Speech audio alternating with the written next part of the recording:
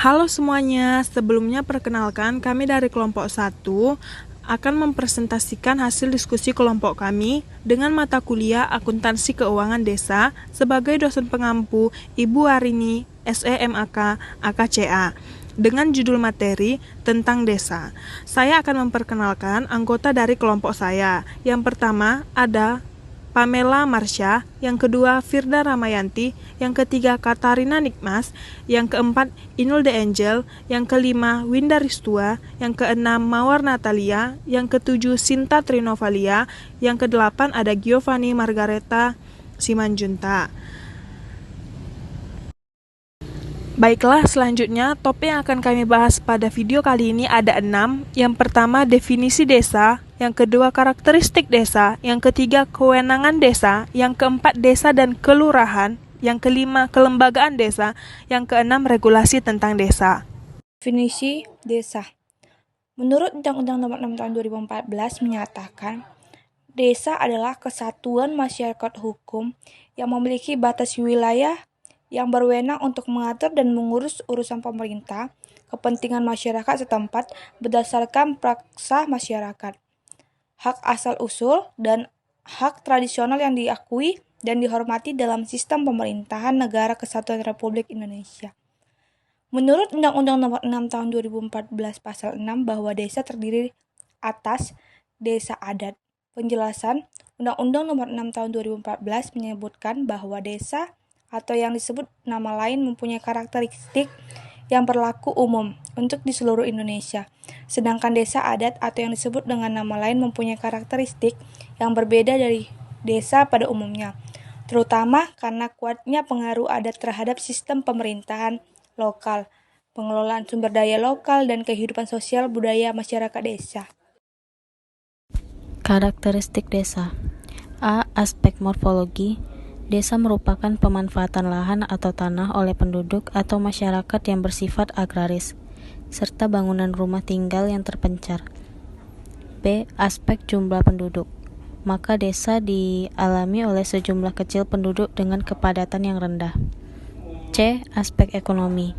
Desa ialah wilayah yang penduduk atau masyarakatnya bermata pencaharian pokok di bidang pertanian, bercocok tanam atau agrarian atau nelayan.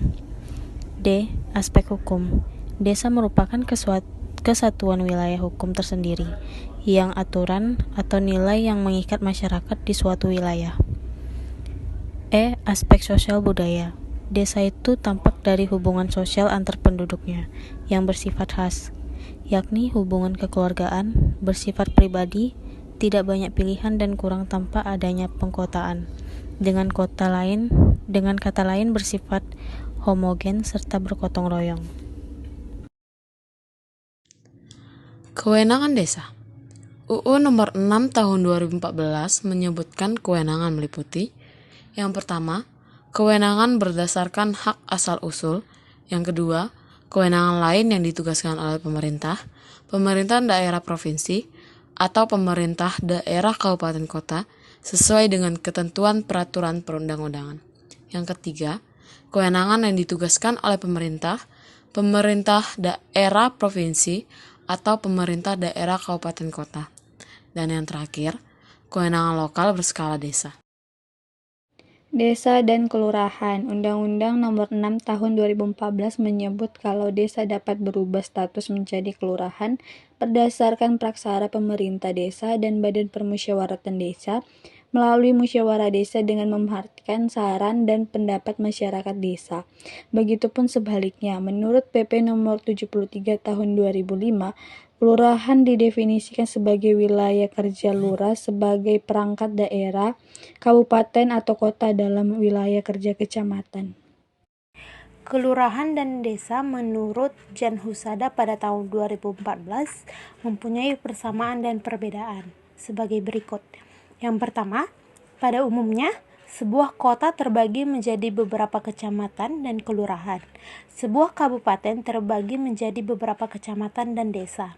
Sebuah kecamatan dapat terdiri atas beberapa kelurahan dan desa. Yang kedua, desa dan kelurahan berada di bawah pengawasan dan pembinaan pemerintah kabupaten atau kota, yang dapat dilimpahkan kepada camat Dan keduanya, desa dan kelurahan mendapat alokasi atau bagian APBN dan APBD. Yang ketiga, kepala desa dipilih warga desa, ditetapkan oleh bupati atau wali kota dan disumpah. Para eksekutif desa ditetapkan atau diangkat dan diberhentikan oleh bupati atau wali kota, sekretaris daerah, dan camat. Kelembagaan desa. Yang pertama, pemerintahan desa atau desa adat. Pemerintahan desa berdasarkan Undang-Undang Nomor 6 Tahun 2014 adalah kepala desa atau yang disebut dengan nama lain dibantu perangkat desa sebagai unsur penyelenggara pemerintahan desa. Yang kedua, Badan Permusyawaratan Desa. Badan Permusyawaratan Desa atau yang disebut dengan nama lain dalam Undang-Undang Nomor 6 Tahun 2014 adalah lembaga yang melaksanakan fungsi pemerintahan yang anggotanya merupakan wakil dari penduduk desa berdasarkan keterwakilan wilayah yang ditetapkan secara demokratis. Yang ketiga, lembaga kemasyarakatan desa.